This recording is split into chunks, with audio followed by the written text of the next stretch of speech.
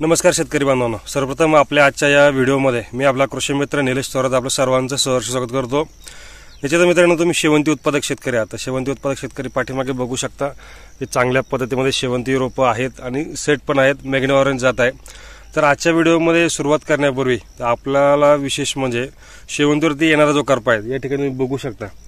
तर हा या ठिकाणी जो करपा आहे या करप्यावरती आपलं नियंत्रण करणं कशा पद्धतीने गरजेचं आहे त्यासाठी आपल्या छोट्याशा वेळामध्ये एक माहिती सांगणार होती। निश्चितच सर्वांनी ऐकायची आणि व्हिडिओ समजून घ्यायचा आहे। अजूनपर्यंत आपल्या चॅनलला फॉलो नसेल तर करून ठेवा, कारण बरीचशी माहिती आपल्या व्हिडिओवरती आपण अपलोड करत असतो किंवा माहिती सांगत असतो ती आपल्यापर्यंत पोहोचावी म्हणून या ठिकाणी सबस्क्राइबर करून ठेवा आणि विशेष म्हणजे बेल नोटिफिकेशन ऑलवरती ठेवा, म्हणजे व्हिडिओ पडला की तुम्हाला नोटिफिकेशन मिळेल। त्याचबरोबर लाईव्ह चर्चा सत्र सुद्धा आपण घेत असतो, त्यामुळे तुम्हाला ते नोटिफिकेशन ऑल करून ठेवा।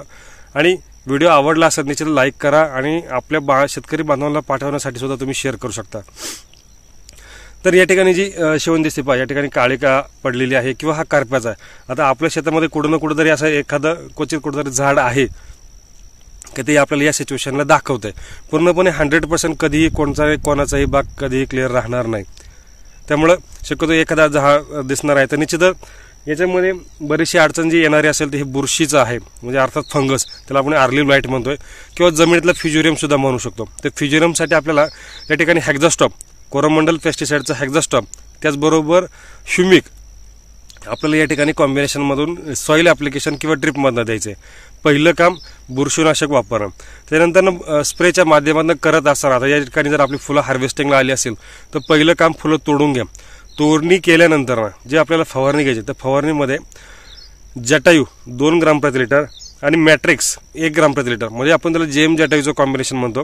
तो सुरुवातीला खूप चांगल्या पद्धतीमध्ये मार्केटमध्ये त्याला रिझल्ट मिळाले आणि अजूनही रिझल्ट आहेत, तर तो कॉम्बिनेशन आपल्याला या ठिकाणी वापरायचा आहे। त्याचबरोबर एखादं कीटकनाशक जेणेकरून अळी असेल, काळा मावा असेल, तुडतुडा असेल तर अळीसाठी त्या ठिकाणी म्युथ्रिन वगैरे वापरू शकता किंवा मार्शल आहे ते आपल्याला या ठिकाणी काम करणार आहे। फुलांचं वजन वाढलं पाहिजे आणि शायनिंग चकाकी पण वाढली पाहिजे आणि फुलं पण निघाली पाहिजे। तर या ठिकाणी चांगल्या पद्धतीमध्ये एखादं जे मार्केटमध्ये अवेलेबल असणार जे टॉनिक आहे, आता या ठिकाणी टाटा बार आहे, फंटा प्लस आहे, भरपूर मार्केटमध्ये प्रोडक्ट आहे ते वापरा।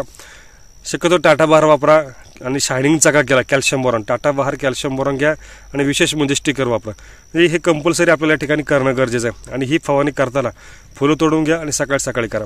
तर अशा पद्धतीमध्ये हे जर नियोजन केलं तर तुम्हाला ह्या करप्यावरती नियंत्रण आपल्याला चांगल्या पद्धतीमध्ये मिळणार आहे। तर ही नियंत्रण करा आणि रिझल्ट सुंदर असा मिळवा। निश्चितच आपल्या ठिकाणी शेवंती बागेमध्ये आपल्याला चांगल्या पद्धतीमध्ये फुलशेती आहे, निश्चितच याचा फायदा आपल्या सर्व शेतकरी बांधवांना चांगल्या पद्धतीने होणार आहे। निश्चितच ही माहिती आवडली असेल लाईक करा आणि अजूनपर्यंत आपल्या शेतकरी बांधवांना शेअर नसेल केलं म्हणजे पाठवलं नसेल तर पाठवू शकता आणि विशेष म्हणजे आपल्या चॅनलला फॉलो नक्की करा। धन्यवाद।